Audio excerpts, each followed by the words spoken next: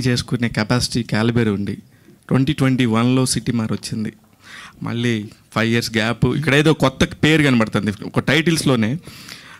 Created by అనేది సంపత్ నంది అనేది పెట్టుకున్నారు. అక్కడ మీకు అన్ని పేర్లు ఉండే దగ్గర అది పెట్టుకోవటం అనేది అన్ని పేర్లు అర్థం కాదు, క్వశ్చన్ అర్థం కాదు. కథా స్క్రీన్ ప్లే దర్శకత్వం పెట్టుకునే దగ్గర only created by Sampath Nandi అని పెట్టుకున్నారు. లేదే, మీరు చూడలేదు అనుకుంటా. That's okay. 21 గుర్తు కూడా లేదు నాకు అది ఎప్పుడు వచ్చిందో. అంటే అంత మర్చిపోయాను దాన్ని. సినిమా ఎంత గ్యాప్ తర్వాత చేసామనేది ఇంపార్టెంట్ కాదు. నా ఉద్దేశం అయితే కమర్షియల్ ఫ్లోలో వెళ్తున్నాను నేను.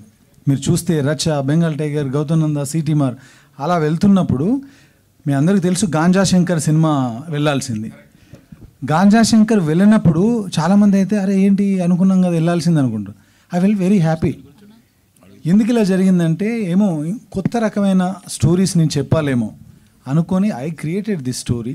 ఆ టైంలో నేను దానిలో బిజీగా ఉన్నాను కాబట్టి ఈ స్టోరీని నా ఫ్రెండ్ అయిన అశోక్తో డైరెక్ట్ చేపిద్దామని అనుకున్నాను. తర్వాత స్కేల్ పెరిగింది, దానిలో ఉన్నటువంటి కంటెంట్ పెరిగింది, విఎఫ్ఎక్స్ పెరిగింది, నేను సపోర్ట్ చేశాను. సంపత్ సో మనం మంచి సినిమా 5 ఏళ్లకు 2 ఏళ్లకు 3 ఏళ్ళకు అని ఏం లేదు. ఎప్పుడు వచ్చినా తెలుసు కదా పూరి సార్ డైలాగు. సంపత్ గారు ఇప్పుడు ఆ క్వశ్చన్కి కంటిన్యూషన్ అండి. చెప్పండి. అంటే చిన్న గ్యాప్ తర్వాత మీరు గాంజా శంకర్ అనౌన్స్మెంట్ గ్లిమ్స్ కూడా రిలీజ్ చేశారు. ఫస్ట్ హై అని మంచి హై ఇచ్చారు. ఆ క్యారెక్టరేషన్ కానీ ఆ లుక్ కానీ సాయిధరం తేజ్తో కట్ చేస్తుంది. ఏమైంది ఇప్పుడు? ఏమైందండి, గాంజా శంకర్ టైటిల్ అది మార్చమని పోలీస్ డిపార్ట్మెంట్ నుంచి మాకు నోటీసులు వచ్చినాయి, నాకు, హీరోకి, ప్రొడ్యూసర్కి.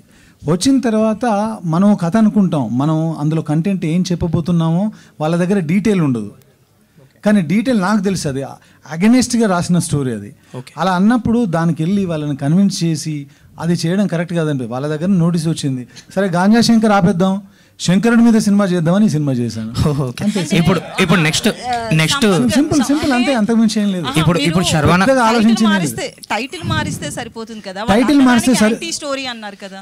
ఇప్పుడు నేను వెళ్ళి వాళ్ళందరినీ, ఇప్పుడు జనరల్గా ఒక పోలీస్ డిపార్ట్మెంట్ ముగ్గురు ముఖ్యమైన వ్యక్తులకు నోటీసులు పంపించినప్పుడు మనం ఒకసారి ఇలా జర్క్ అవుతాం, ఏంటి మనం మంచి సినిమా చేస్తామంటే నోటీసులు దాకా వెళ్ళింది అని.